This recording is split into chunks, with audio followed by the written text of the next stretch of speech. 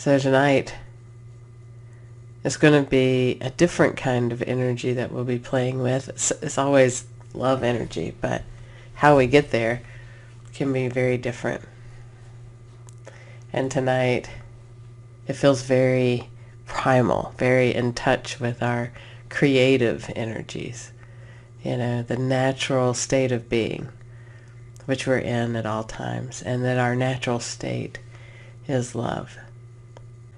So we'll go ahead and start our breathing in together, just breathing in, and letting go of wherever our mind is. Our mind's always telling us, I need to be this way, I need to be that way, or I just finished doing such and such, I'm not prepared, or I can't join in because, I just finished having an argument, or I just finished, fooling around with somebody and I can't be here and present and all that sort of stuff. And you know what? Our minds have nothing to do with our preparation, with our joining this natural state of love that we all are at all times. So let's breathe together and joyfully ignore all the voices in our head.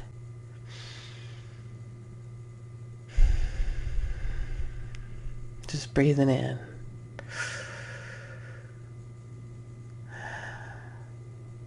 And knowing that we cannot get this wrong.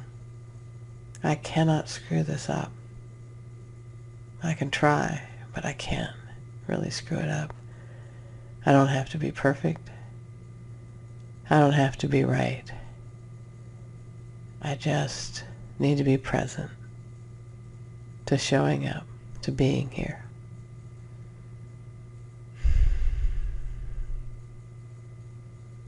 And the being here isn't being at a particular event. It's not being at just the right place and time.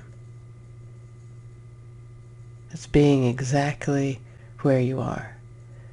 If your car broke down and you couldn't make it someplace, or if your technology wasn't functioning and you couldn't get online, or if you couldn't go to a particular event, none of that matters. It's being present to wherever you are. Because wherever that space is, that space where you are is the most important place that the universe can be through you. It's not where you're going. You hold it. You hold the keys to the universe expressing through you. Anything, anywhere you gotta be, anybody else, that's them and that's the universe through them. You can't express through another person. And you don't need anybody else. It's your expression through you. So wherever you are is exactly where you're supposed to be. No matter how frustrating it may feel. No matter how it wasn't quite where you thought you were going to be. That's the place to be. So right now, wherever you are, feeling into your natural state, the only way the universe can be present is if you are.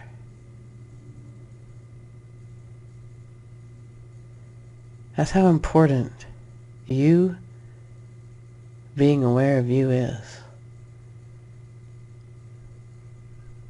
And even though it's important, it doesn't have to be a struggle.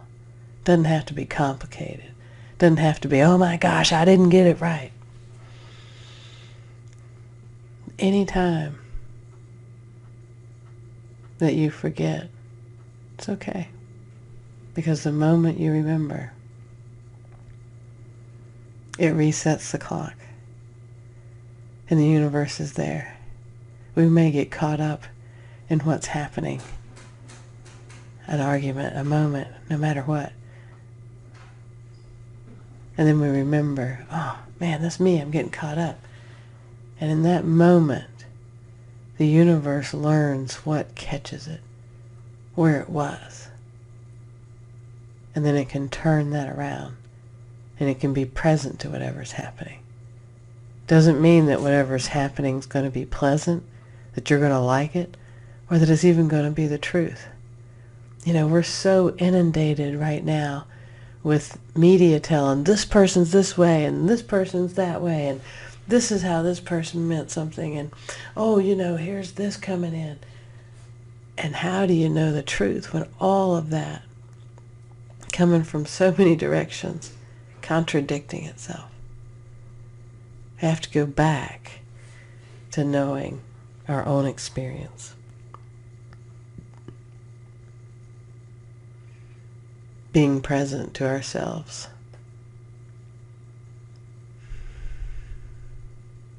And being understanding and aware and loving of ourselves at all points in time. It's like we're more present than we think. When we look out at family or friends, sometimes we're sitting at a table and everybody's eating. And you just for a moment go, God, this is the greatest thing. This is the most wonderful thing. I really love being with them. This is the best moment. It's the perfect day. Enjoy those moments. Because those days are when we've been so present, so real, so alive. Presence isn't always what we imagine it to be spiritually, right? Like if I'm spiritually present, then I'll, I'll see energy, I'll see things different. Things will be coming. What do we imagine that being present is? It's a natural state. It's relaxed. So when you are relaxed, when you're not self-editing, not listening to self-talk, just enjoying the moment that you're in, not wishing it to be different, no matter what it's showing you. That's being present. That's the natural state. And those happen more often than we think. And they don't have to be so structured. So together, let's enjoy our natural state right now. Just breathing in. That wherever you are is a perfect place to be. Whoever you're with. Even if they're across the room watching something else while you're watching another thing. Maybe they're on their phone, maybe they're watching TV. Maybe you see them in a different room while you're over here listening to something. You're just present to the fact that they're in the space with you. Just breathing in and out. In the relaxation. The unencumbered relaxation. No expectations of things being a particular way.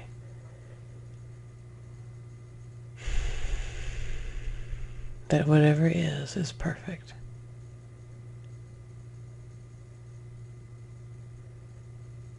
Just being there, present to it. And letting the creative energy in your body rise. Let it come up from your root chakra. Rise up through your body and join your heart. Bringing in the energy from outside and above your head and joining that to your heart. Just being present. Knowing that this moment is perfect as it is. Doesn't have to be special. Doesn't have to include anyone else. Because everything's included within you. When you are peaceful and joined with yourself, you're not separate from anyone. So no one needs to join you in this space, because you're creating the space that everyone's in with you already. And you're just holding that.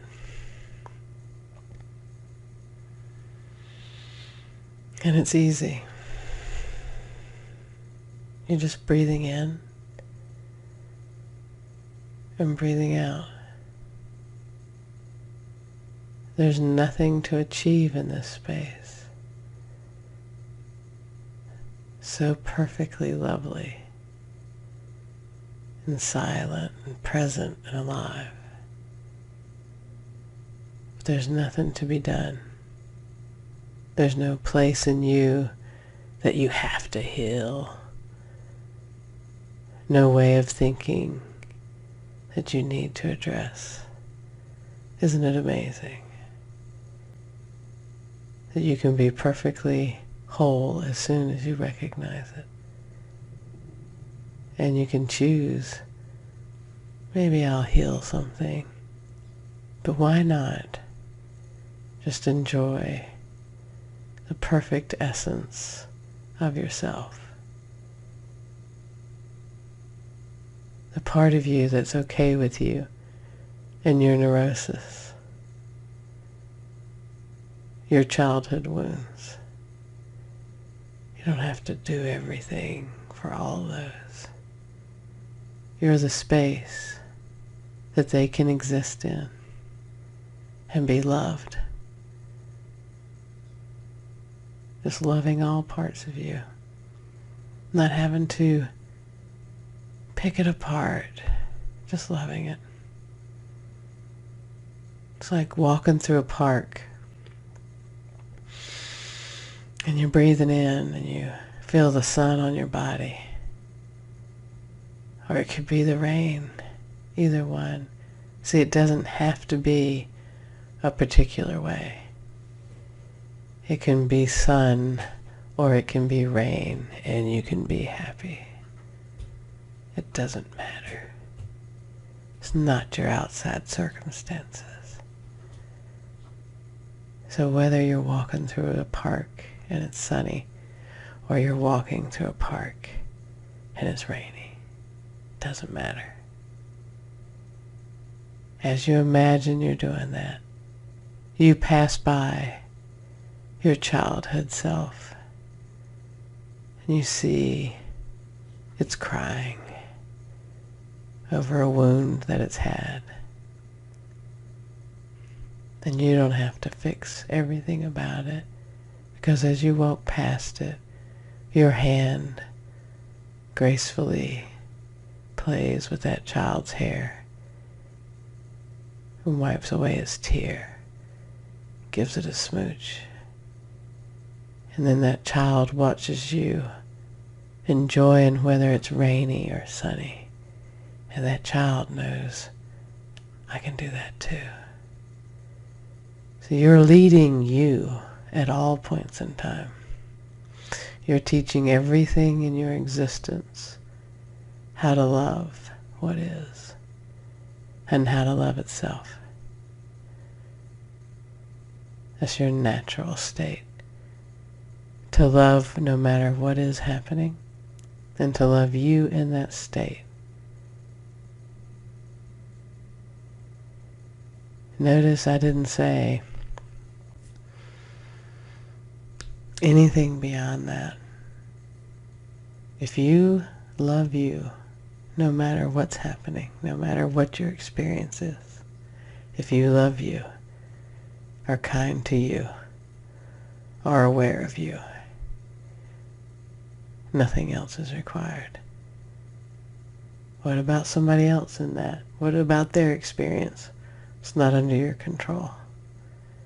So you love you. And then that teaches everything inside of you to love itself, no matter its experience.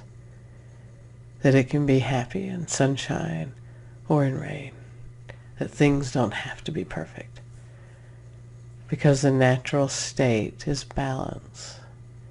Your natural way of being is completely in balance. Things don't have to be perfect for you. Because you are the perfection. Because isn't it perfect that whether things are good or bad, that you're okay? Isn't that more perfect than things having to be perfection outside you?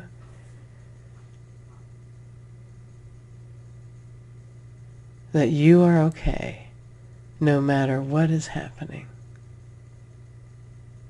is perfection. More, so much more than having to have the perfect home, the perfect car, the perfect spouse, the perfect life.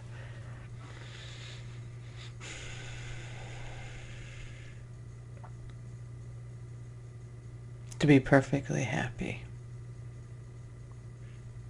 regardless of sun or rain, good or bad, that's perfection.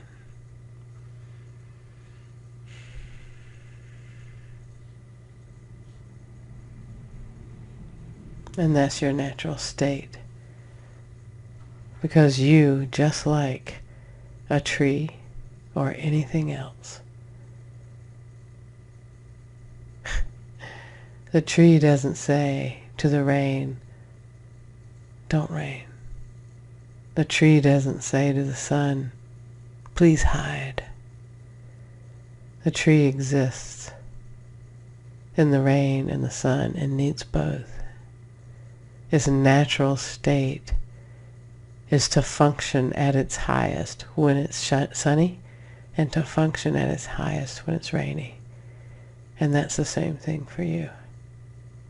To function at your highest no matter what the external is. And how can you do that? Is to completely be rooted in yourself. Rooted in the awareness that you are not separate from the universe, that things are not just happening to you, that you're the space where things are happening, and that you aren't just the experience that you're having. You're not just that person in a room looking at other people. You are the room. You are everyone in that room. You are everything. And from that place, can you love you and everything in that room? You're the space where it's all happening. And you, as the universe, can choose how to express in that space and what's going to be true for you. And to love you, to absolutely love you.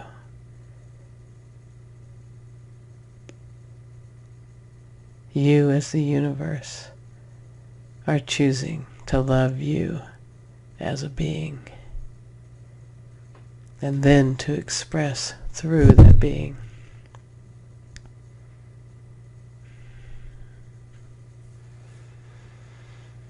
You are not just a personality, or just a person, or just a body. Your body is like a focusing crystal. And your personality is the sound of that crystal. And you, as a universal being, are more than just that body. You're everything. You're everyone. But you get to use this specific crystal and this specific personality to love its own self and others. And your natural state is being in that space. And your natural state is occurring no matter what your mind is saying. And you get to choose whether you listen to that little yappy voice or whether you walk and breathe in the state of who you are.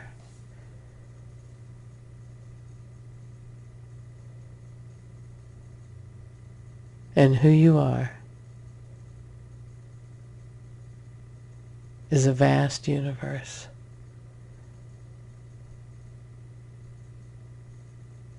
And that's so amazing, so hard to believe, so hard to be aware of sometimes, that you could be all that is.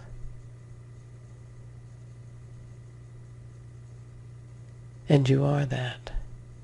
You're not just this body. You're not just the park that you're walking through. You're that body. You're the park. And you're the sun shining on the park. So it doesn't matter if it's raining or the sun is shining.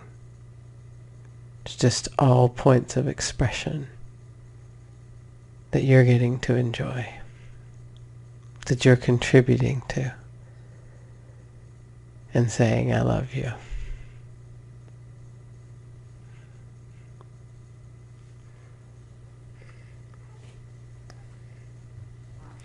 And I'll take a moment to look at the comments. It's convincing myself that everything is completely fine, but I feel PTSD is stopping me from respecting this truth. When it comes to anxiety or something like post-traumatic stress disorder,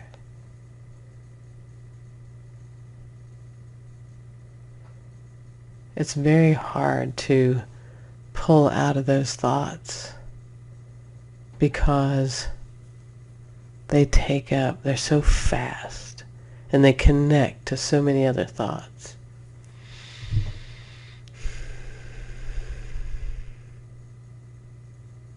So it's about shifting. And this is a practice that you can begin to try. The first thing I do when I have a flood of thoughts of that sort, those thoughts have an energy movement of their own. They want to connect to other thoughts that are in fear. Because when they can connect into other thoughts that are in fear, it builds and builds. And it's just a searching for how each of those thoughts handles fear. So fear is searching. So the first thing I have to do is to become very present. Because those thoughts can take me out of the reality I am in. Maybe I'm sitting here just having a cup of coffee, and then I think about an event. Somehow I'm triggered. A car goes by and I hear a loud bang and I'm triggered into one of those events. And immediately I'm no longer sitting in this chair. I'm in that event. I'm in a different place. So if I have the capacity, I try to remind myself I'm feeling a cup. I get very present. I get very basic. This is what this cup feels like in my hand. I'm going to take a sip of coffee and it tastes a little bit like coconut and it's warm. And I do very tiny thoughts of that sort. And I get very present to exactly specifically what is happening because it pulls me out of traumatic thoughts. Now every time you can do this, it helps your mind build a different pathway. If possible, to even know when you're in a memory of that sort, to understand that you are not just that thought. And that's hard because that thought has run away with you.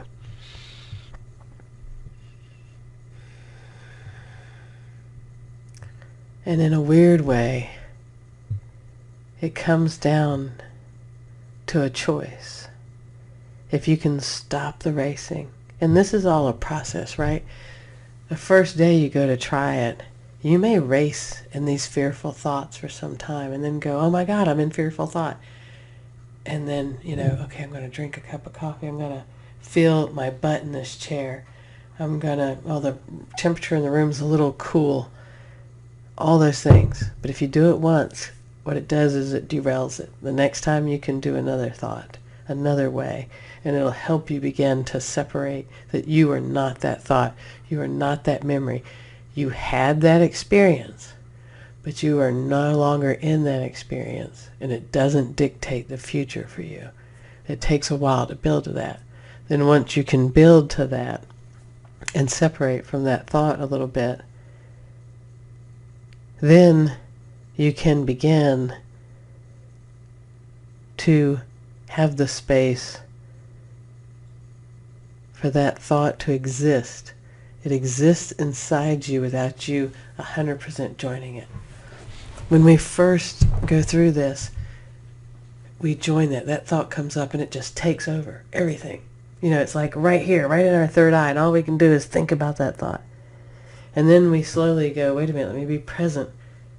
And then I can see that there's this thought, and sometimes I join it, and sometimes I can separate from it. And sometimes I join it, and sometimes I can separate from it. And we continue to work with that. And then we begin to work with the fact that I am this body, I am this third eye, I am this thought, but I am not just this body, this third eye, or just this thought. This thought can exist in me, and at the same time another thought can exist, and another thought, and another. And I can separate even further to say, all these thoughts are existing, but none of these thoughts are me. And that takes time. Do not be angry with yourself if you are just right here all the time, because it's just building a little separation. And once you can build just 2 or 3 inches of separation, you've got it. Because the next time it'll be 6, and then it'll be 10, and then it'll be, yes, that memory is back. But I am just not that memory. And then what we can begin to do is not to say it should have been a different way. It shouldn't be this way. I shouldn't have had to experience it. Of course. Nobody wants to experience trauma. And I don't wish that for anybody. But what we can say is that it did. It happened. It happened. And I'm not saying that it's the greatest thing. Of course not. A horrible experience is a horrible experience. We didn't want it to happen. But I can, at some point, get to that space where I begin to recognize me, and I understand, okay, this happened. I don't deny you. I don't despise you. I recognize that the me in this experience needs love. And I can caress it, and I can love it. I'm not loving what happened, but I'm loving the me in that experience. And then I can take that me, and I can hold me. And I can say, I love you, even though you had that experience. You're loved in that experience.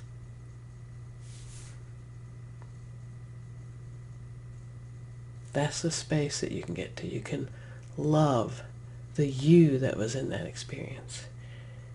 And as you love the you that experienced it, that experience begins to dissolve, because it's not about everything else, because that you in there has been loved. And you just keep loving that. Keep loving you. And oh, the power, the absolute power that you will have when you have loved the you that experienced hell, then there's nothing to fear. You don't have to fear hell anymore, because you can love you through the midst of that. There's nothing to fear. We're all loving each other through these things. And recognizing again that forgiveness, there's sort of an over-focus on forgiveness. Oh, you gotta let this go. You gotta forgive everybody. You don't owe anybody anything. It doesn't matter. If I attacked you and you forgave me, it changes nothing for me. Until I deal with me and forgive myself, you forgiving me, I can't accept it. I can't take it. I can't understand it. So there's no use in you forgiving me until I look at me and understand me and deal with me and then forgive myself. Then I've done something. But you forgiving me doesn't help me. Until I forgive me, it doesn't help anybody else to forgive me. Because if you forgive me but I don't forgive myself, I can't take it in. But if I forgive me and you don't forgive me, I'm still okay because I've dealt with me. So if you deal with yourself, you don't have to forgive anybody else. All that's required is that you take care of your own emotional well-being. Because when you acknowledge what happened and love yourself no matter what you experience, there's nothing to forgive. You've taken care of your end.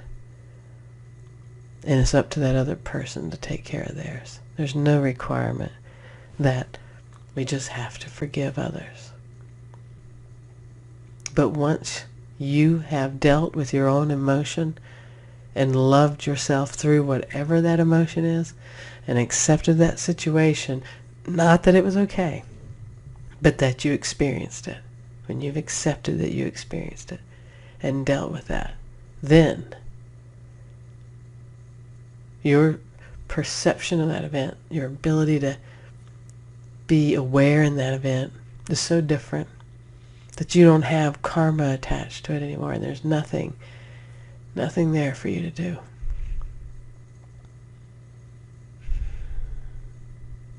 Forgiveness is accepting something happened. Not that it was okay, just accepting that a thing happened and taking the time to deal with your emotions around it and loving you no matter what your experience was. Nothing to do with anybody else. Because once you've done that, there'll be nothing for you to deal with because you'll have taken care of what needed to be taken care of.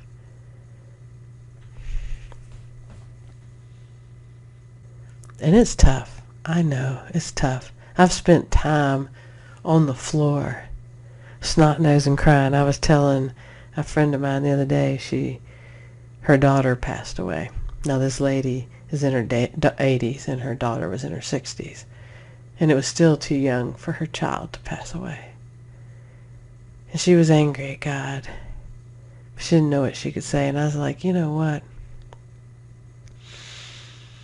Until you've been snot-nosed and on the floor beating it, crying and screaming, you hadn't talked to God.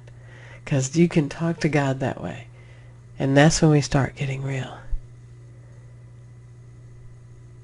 It's okay for us to agonize through some feelings and emotions. We're not less spiritual.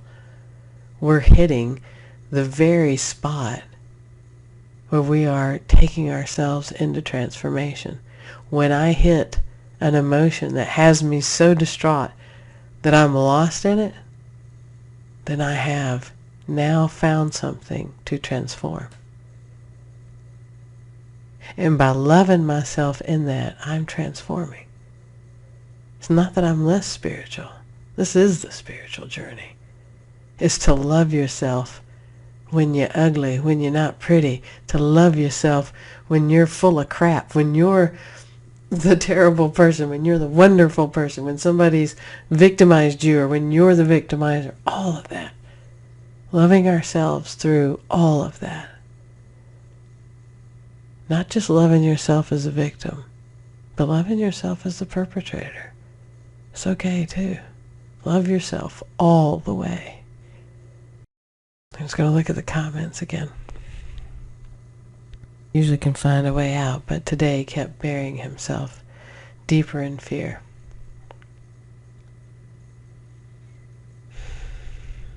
Every thought is an energy, and no energy seems to run towards change, you know. It's like change is inevitable, and we all know, oh yeah, I've got to learn to really be cool with change, but who among us really runs towards change? We usually just have to deal with it. Even our fear doesn't want to change. Fear, as an energy, is not aware always of what it's putting you through. Every energy, it seeks similar energy. So fear, unaware of the turmoil that it's creating, is seeking more fear. Just like any other natural process in the universe. It's tribal. It seeks its own kind. Just as animals get into a pack and seek one another. Just as a flower turns its face to the sun. This is natural. Fear seeks fear because it builds the basis of its own energy. Now, we imagine, because we've seen movies, and we think, fear wants to scare me. Fear wants to control me. But fear is just an energy seeking a larger foundation by touching, and it does that by sending a vibration out and seeing what resonates, and oh, there's another part of it here, and then it bonds together. It's just like throwing seeds out into a garden and them growing. It actually doesn't want to assault us. But because fear has a storyline, we get caught up in the storyline. If we just stopped listening to the story that the fear is saying and noticed the vibration of that story, we would see it like little tendrils reaching through our minds for other similar vibrations. But what we tend to do is go, I remember when this happened to me, and then a few weeks later that happened. And that's just one tendril finding it, and then the vibration going, oh yeah, and then when I was 10, this happened. And then when I was 20, this happened. And that all that's happening is a vibration is activating similar vibrations so that its placement in your mind, it has the most vibrations happening. It's just a tribal type of scenario for an energy, seeking similar energy. Now when we become aware of that, it seems very boring. And who wants a boring story about fear? We've taught ourselves a really good scary story is a lot better. And we mimic that in our life. We go to the movies to look for really scary stories. But at some point, as we become more and more aware that we're in a vibrational universe, and we want a different way of existing, our stories are not as entertaining to us. And we begin to notice that these are vibrations,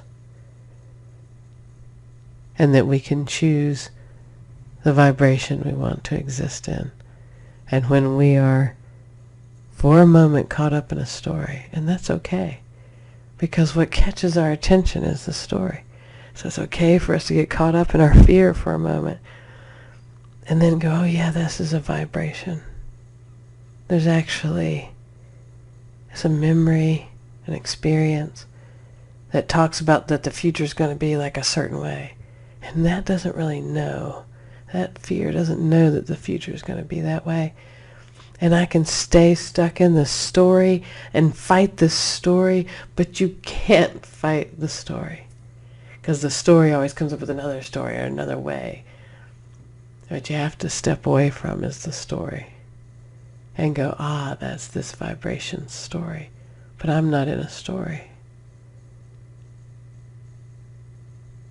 I'm the universe, which has been called upon to love the stories in this body's experience.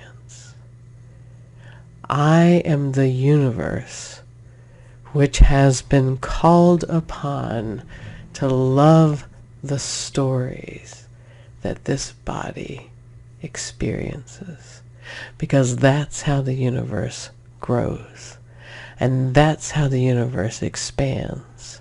Because if the universe can expand to love the vibration that appears as fear through your experience, then this universe is expanding to love more. And that's what we're doing here. Or we can get caught up in our story and say it's too painful, it's too this, it's too that for me to look at. And that's fear controlling us. Because you've already experienced it. And because you've already experienced it, you've already been through it. So there's nothing to fear now. You've already made it through it. And now, you as the universe can love you in the midst of that experience and bring love to that situation.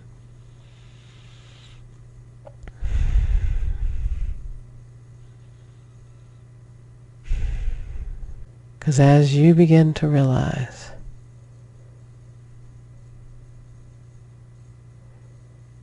that you are in the center, almost like a circus. You're in the center. The spotlight turns on, and there you are in the middle of that tent. And there's these dancing bears, and there's the elephants, and there's the acrobats, and all these are thoughts. And you can either announce, and now we have this, and now we have that. Or you can stand back and begin to watch and allow and notice it all happening at the same time. And you can love that entire scene.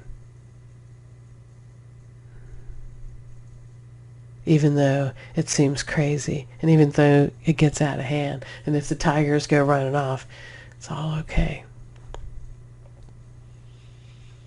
Because you are actually in charge. There's a point of choice.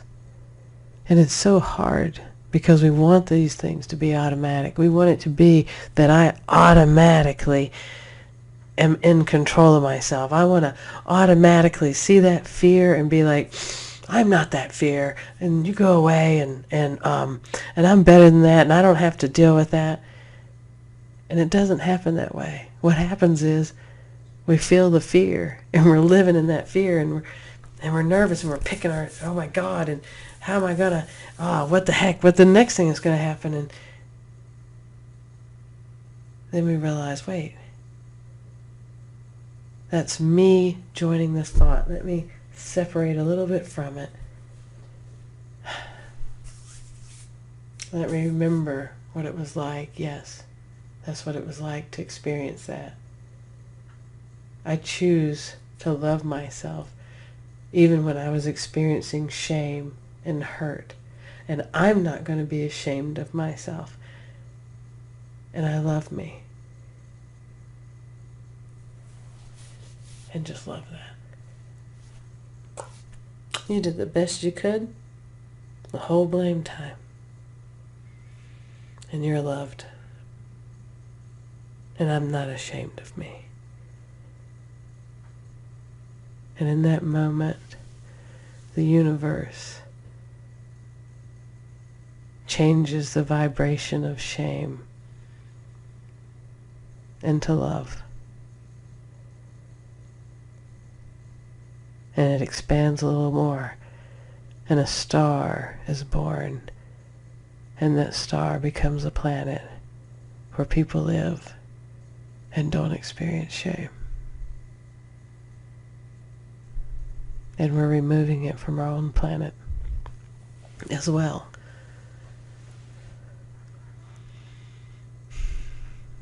It takes choice to move out of the stories.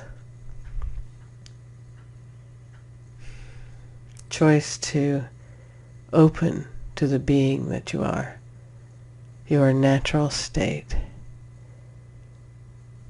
It's not complicated. It's not perfection. The natural state is like any evolving being. In our minds, we can see the evolution of animals and trees and plants and people on this planet. The evolution of tools and ways of being and ways of thinking.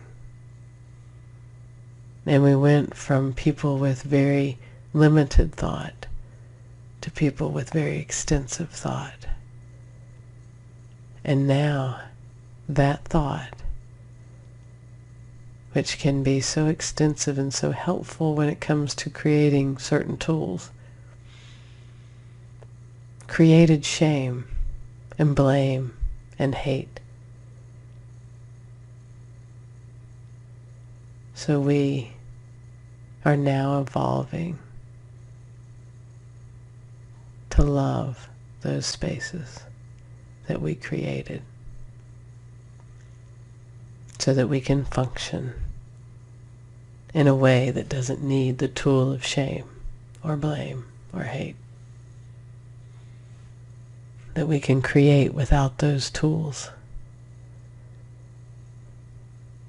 And while this is a natural function of our evolution, currently we have to choose to evolve that way. We have to choose to address our thoughts that way.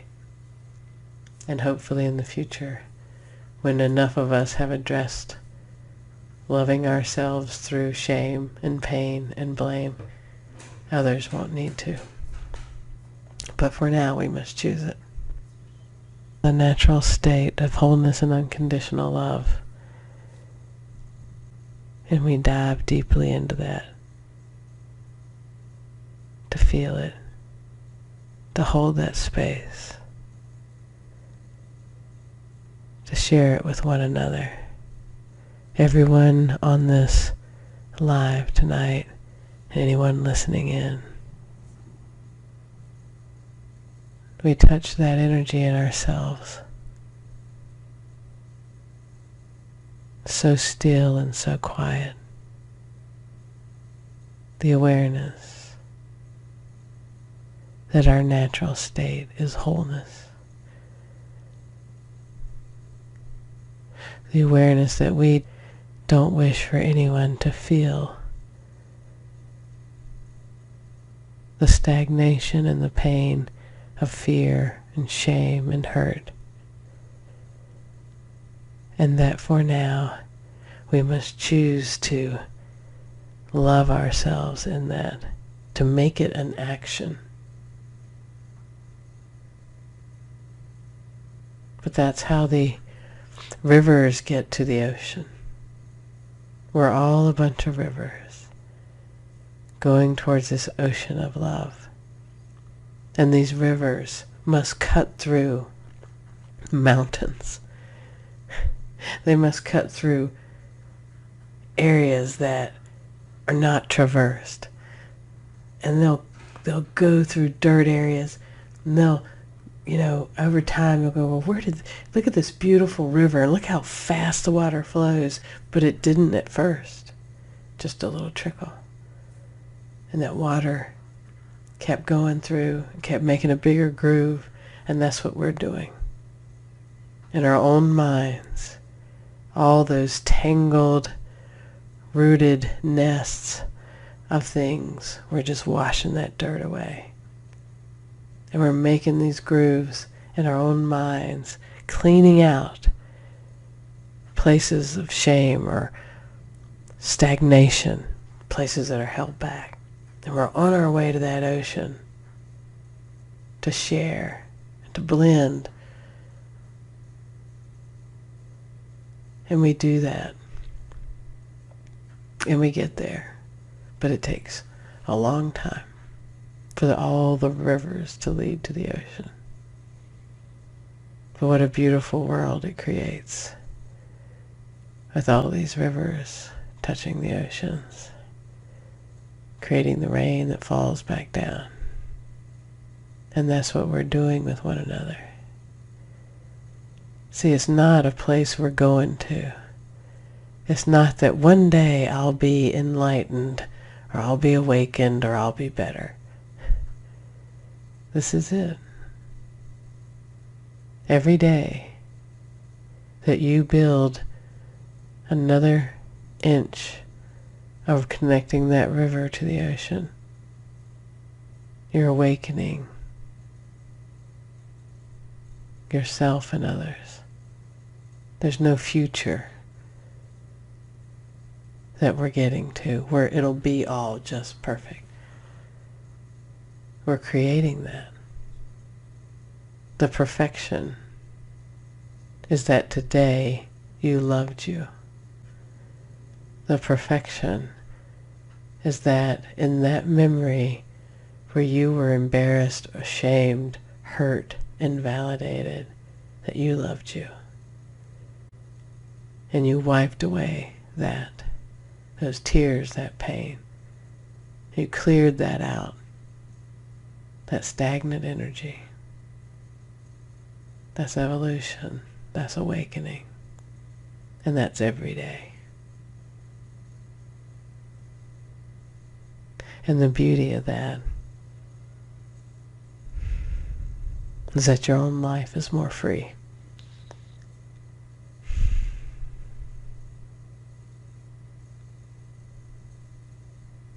We don't have to wait to be awakened. We awaken each day a little bit more.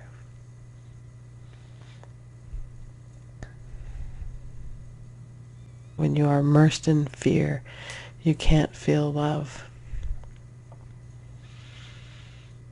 And that's when you must choose love.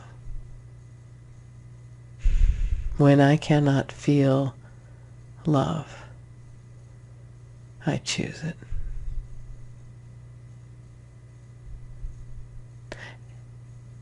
And that's a hard thing to explain. But try it. When I am looking at someone accosting me, saying something bad about me, and I ask, I wonder if I can love them in this moment. And I feel around, and I'm not feeling it all that much. but I hold the state. I choose that I will feel love, or I choose that I will express that.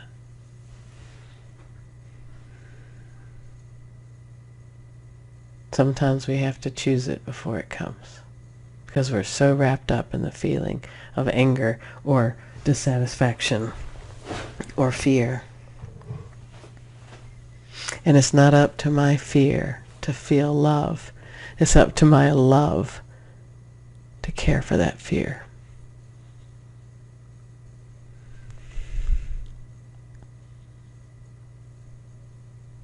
And I let that sit for a second. Because when I am in fear, I am attached to fear. It's there on my forehead. I'm so close to it. That fear may not feel that love. But I am not that fear. I am the love that can love that fear.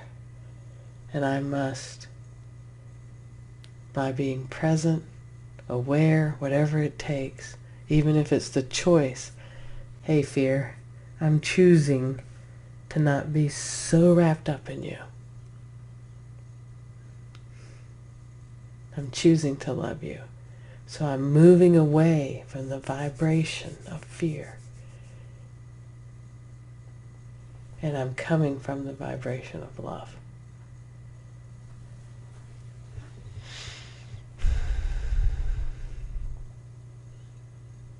It takes a bit of work to do it, but it's worth going for. And sometimes right at first, I just had to know that it was possible before I could do it. I just had to know, yeah, this is doable. It's possible.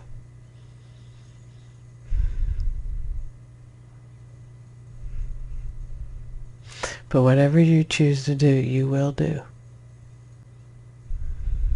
If you choose to love your fear, not your fear to feel love, but choose to love your fear, you will accomplish it, because you are the universe, loving through this body. You are not this body. You are not those thoughts. You are the creative force of love on this planet, and that cannot fail. It hasn't failed in millennia. It's what creates our entire solar system. It won't fail. It's you. You're not going to fail you. You're going to love you.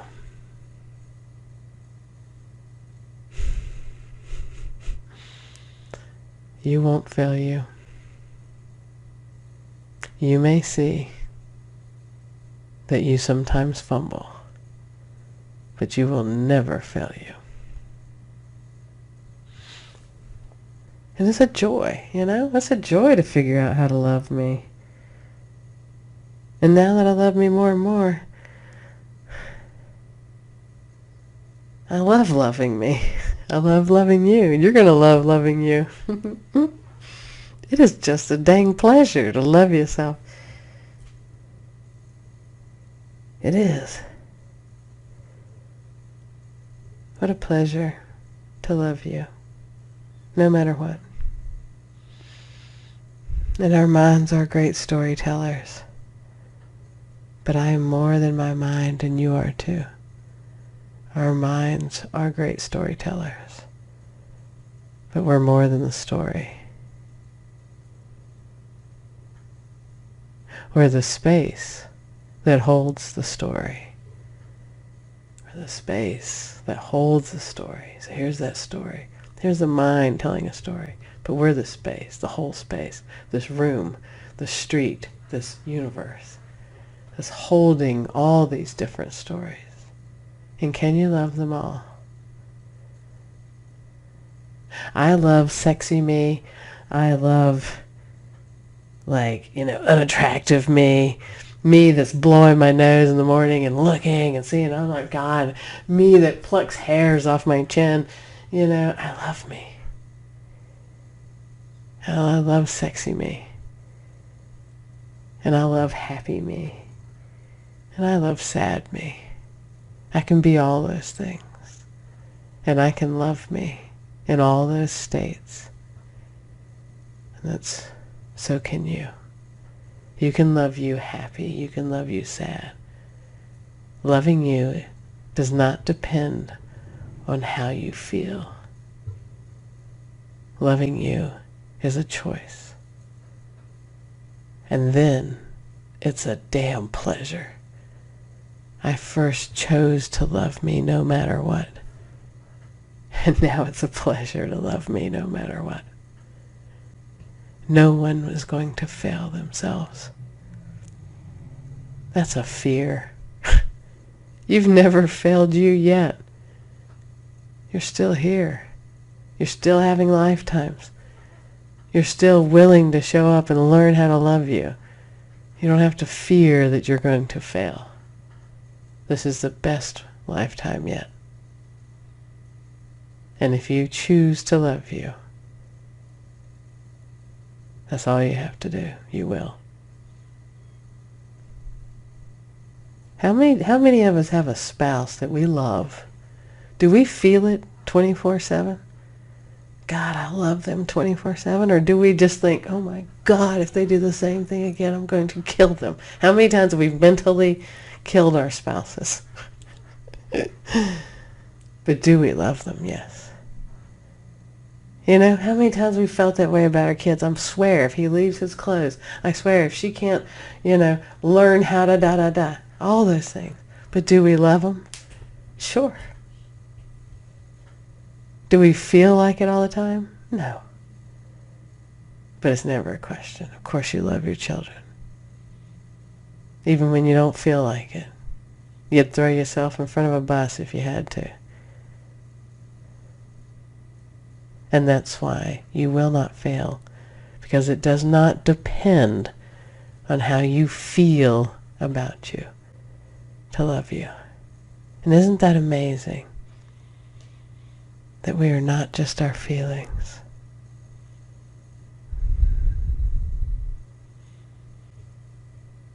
I don't worry too much about everybody on the outside loving me. I only worry about me loving me. Again, it's that same thing with forgiveness. If others love me, it doesn't matter until I love myself. Just like you can't forgive me and me feel better, you can't love me and me feel better. But when I love me, then I'll take all the love you can give me. It's like my friends, I'm learning now I can have more love in my life because some of my friends love me even though something about me. Even though I'm gay, some of my friends love me. At first I didn't like that.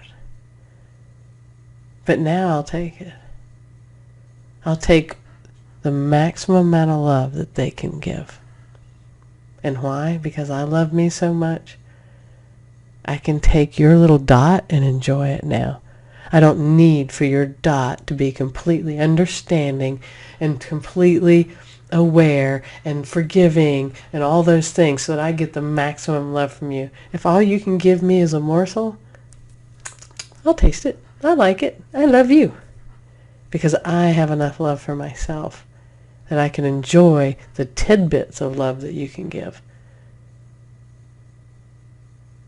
Just like I have enough forgiveness for myself that if somebody else also wants to forgive me, wonderful. It's all in how you treat you, and you think of you, and you love you. And that which used to be unacceptable is quite all right, because I'm not dependent on it. There's no part of you that's ugly or unlovable. The parts that feel unlovable have been created by fear and lack of love. And as soon as they receive love, no matter how they have appeared, they transform. And you're here to transform yourself. And you can't get it wrong. We think we have to do it just the right way, but no, we can't get it wrong. And it's a natural way of being. There's only fear and thought that interrupts that. When you think, I want to love me, but then a thought comes along. Oh, I can't, you need to, you don't deserve, you gotta, first is this. Love that thought. Because it's not you.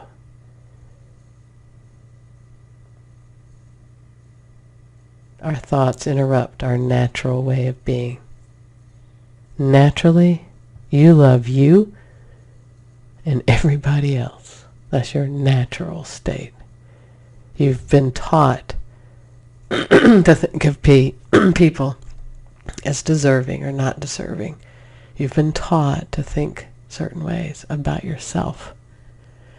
But your natural state enjoys walking through the park on rainy days and sunny days and loves all the aspects of themselves and doesn't bother with labeling things as good or bad about themselves. It's just what is. And can I love that? Yes. Yes, you can. As long as you choose it. And that's how important choice is. Choose you. You've been taught to not choose you. You've been taught that you don't have choice. And why? Because choice is so powerful. Choice is your right and your gift that you choose how you want to live your life, who you want to be with, everything. Choice is the highest right.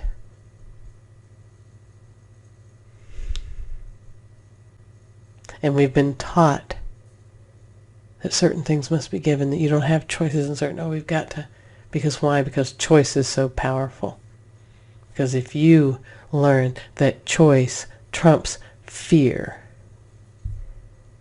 that choosing to love you trumps the feelings, how powerful you'll be. How free you'll be.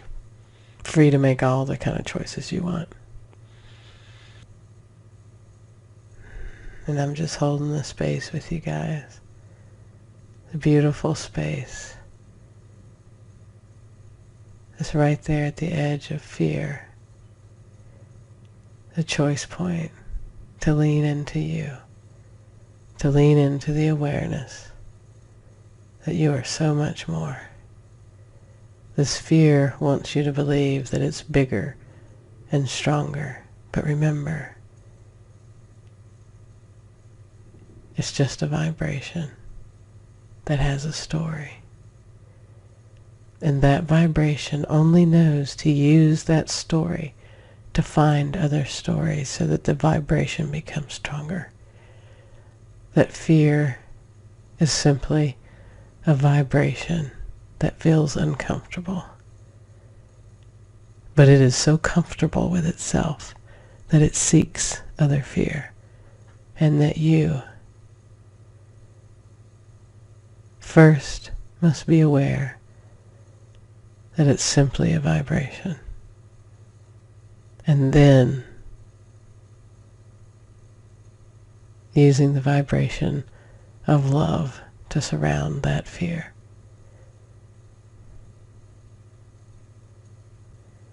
I love you.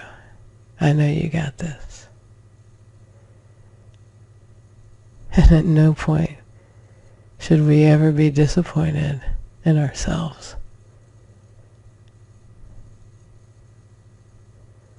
Love you. And I know that you love me. Because the universe that is you showed up to love me and yourself and the universe that I am. I love me and I love you. And I love you. And I want you to love you. I want you to know how amazing you are. Never be disappointed in you. And know you cannot fail. Because you are the universe that created you.